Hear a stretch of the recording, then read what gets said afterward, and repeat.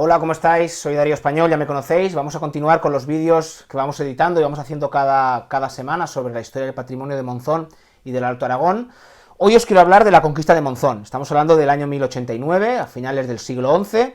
Es un momento histórico relativamente alejado de lo que es la historia de la Orden del Temple, porque como sabéis, es anterior. Sin embargo, es un momento trascendental, un momento fundamental. Hay que tener en cuenta que a finales del siglo XI, aproximadamente durante la segunda mitad de ese siglo, pues la agonía taifal comienza a ser algo ya palpable. Es decir, los pequeños principados, los pequeños estados cristianos, sobre todo lo que son los condados catalanes y también el joven reino de Aragón, pues de algún modo empiezan a expansionarse, fundamentalmente por varias razones. Una de ellas, ahora se cree que hubo una explosión demográfica y luego el crecimiento de lo que es la sociedad feudal, que demandaba una serie de prebendas y de territorios necesarios para poder alimentarse a sí misma, ¿no? De modo que lo que se ha denominado tradicionalmente como la Reconquista aragonesa y catalana comienza después, podemos decir, a la fecha en que comenzó para lo que es el territorio castellano-leonés, ¿no? Hay que tener en cuenta que cuando se conquista Huesca a finales del siglo XI por Pedro I, 10 años antes, Alfonso VI ha conquistado Toledo, ¿no?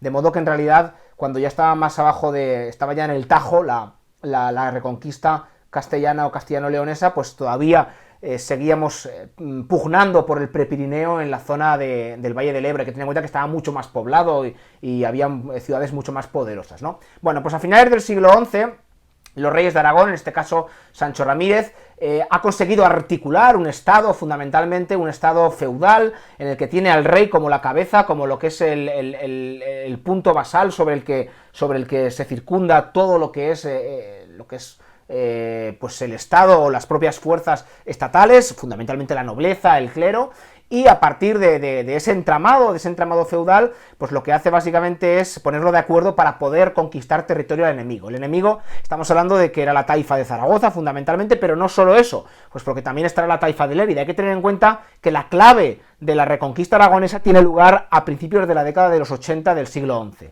Es cuando las defensas taifales caen completamente. Había una línea de castillos que básicamente iba paralela a lo que es la Sierra de Guara, de todas las sierras exteriores prepirenaicas, y esas defensas, que procedían ya de décadas anteriores, cae en esa época, y de manera que las cabalgadas y las internadas de los ejércitos aragoneses y urgelitanos pues van a ser cada vez más constantes. Las defensas ya no van a poder soportar lo que es el empuje de los cristianos. La primera gran conquista será Agüero, luego llegará Alquézar, y poco a poco los reyes de Aragón irán bajando, sobre todo siguiendo los cauces de los ríos. Estamos hablando fundamentalmente del Cinca, del Gállego y del Aragón, en la zona ya tocando con Pamplona, con Navarra, y van a ser, digamos, estas direcciones las que van a tomar para reconquistar el territorio al enemigo, en este caso a la taifa de Zaragoza.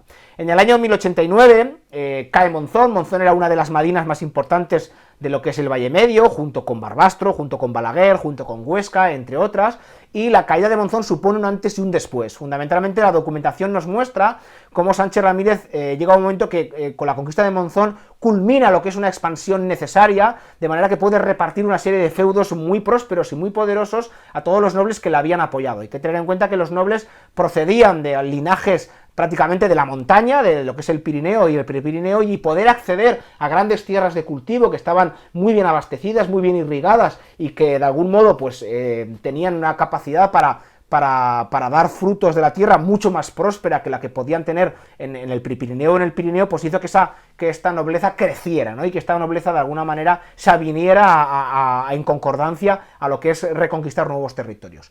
Lo vemos en la documentación ha sido publicada. La de Sancho Ramírez no queda nada por publicar. Lo publicó primero en los años 50 Sara Rullana de Dios, luego hace unos 30 años aproximadamente lo publicó Ángel Canellas, otros documentos. Y digamos que toda la publicación sobre su reinado está ya, se puede consultar en cualquier biblioteca universitaria, en bibliotecas especializadas y científicas, y se puede consultar la documentación. La documentación, en latín por supuesto, nos muestra claramente que la conquista de Monzón implicó la repartición de tierras a todos los nobles, es decir, todas las almunias que había alrededor de Monzón. Hay un documento que las numera todas y son ingentes el cantidad de territorio que había alrededor de la Vega del Cinca y que forma ahora ya parte del patrimonio del rey de Aragón. Bien, el rey de Aragón no estaba solo en la conquista de Monzón. Hay que tener en cuenta que se ha creído muchas veces que la conquista del Valle del Ebro, digamos que es una conquista que se hace contra el Islam, pero esto no es así realmente. En realidad, los competidores principales en la conquista del Valle del Ebro, cuando ya caen las defensas taifales, no son los propios andalusíes, sino son los propios cristianos. Me explico.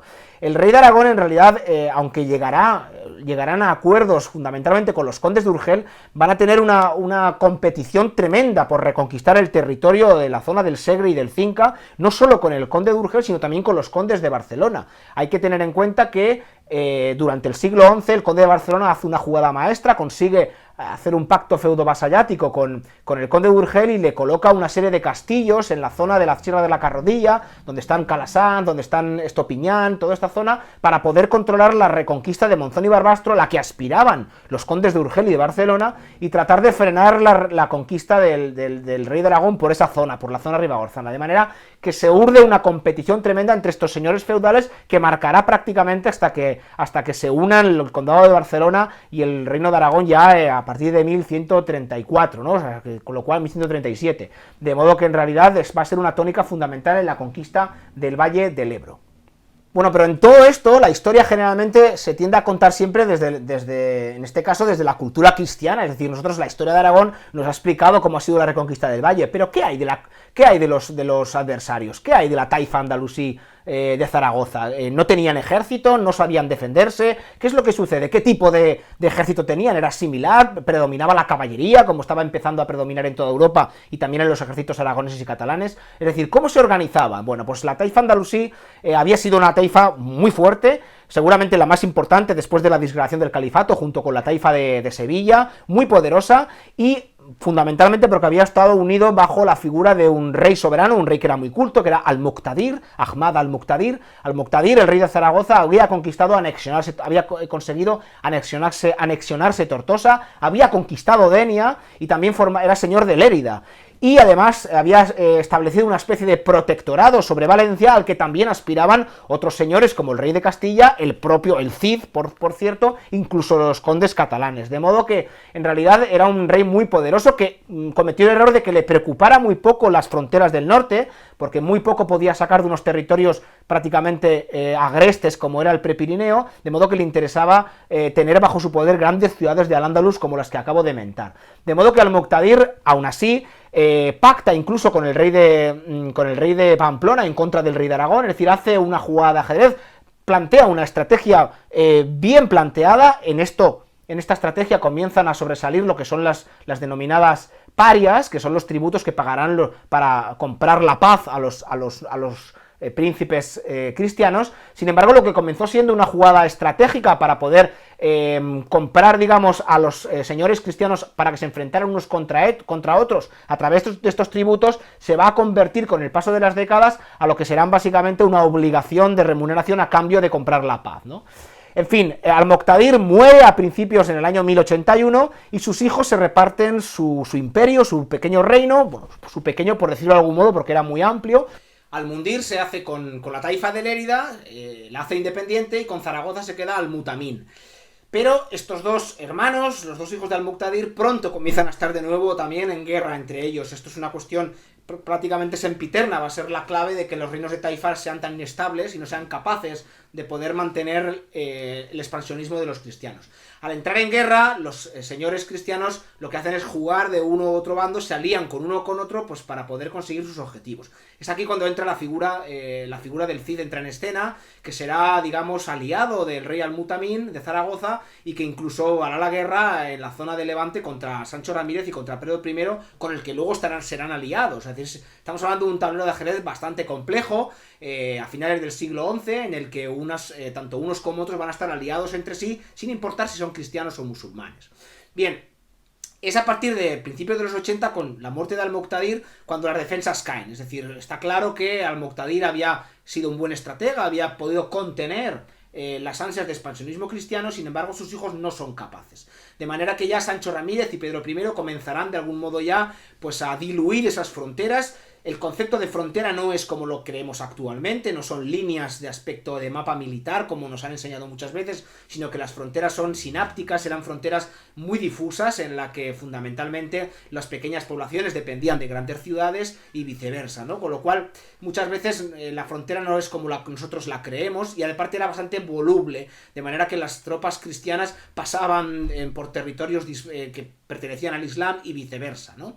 Bueno, fundamentalmente Monzón en este contexto es uno de los objetivos fundamentales. Hay algo de controversia, esto ya lo comentó Ubieto, porque hay varios documentos que nos hacen dudar un poco de cuándo fue la época que se conquistó Monzón. Hay un documento del año 83 en que dicen que la hueste de Sancho Ramírez se encuentra entre Pomar y Monzón para hacer daño a Zaragoza y Lérida, dice directamente, ¿no? Sin embargo, en 1086, el rey de Aragón Sancho Ramírez se encuentra en Monzón y firma un documento, una donación, y lo hace literalmente in domo Santo Nicolás, es decir, en la casa de San Nicolás. Es curioso, porque no sabemos si se refiere a una ermita mozárabe que habría en territorio musulmán en la ciudad, o algún espacio que se le llama de esta manera. Notad que cuando se reconquista el castillo y los templarios décadas después conforman el castillo que hoy conocemos en la actualidad, pues la advocación de la ermita será a San Nicolás. Esto es bastante curioso, implicaba que tendría que haber la advocación a alguna ermita mozárabe o alguna capilla mozárabe anterior y la subieron al castillo, ¿no? Esto es curioso y esto faltaría por investigar porque no se conoce muy bien este asunto. Bien, la cuestión es que en el año 1086 se encuentra en Monzón, de modo que nos hace pensar que seguramente en algún momento la ciudad debió capitular, sin embargo, Al-Mutamín la volvió a reconquistar de algún modo que desconocemos. Cuando está claro que seguramente que es seguro que ya cae la ciudad es en el año 1089. 3 años después, Sancho Ramírez sí que entra en Monzón. De hecho, lo dice cuando Dios me dio Monzón, cuando firma otros documentos en otros sitios. De modo que acceder a Monzón es un antes y un después, porque es la primera gran ciudad que cae en manos de los reyes aragoneses, y que de esta manera podrán dar salida a las ansias expansionistas y de acceso a la tierra que tendrá la nobleza, la aristocracia feudal.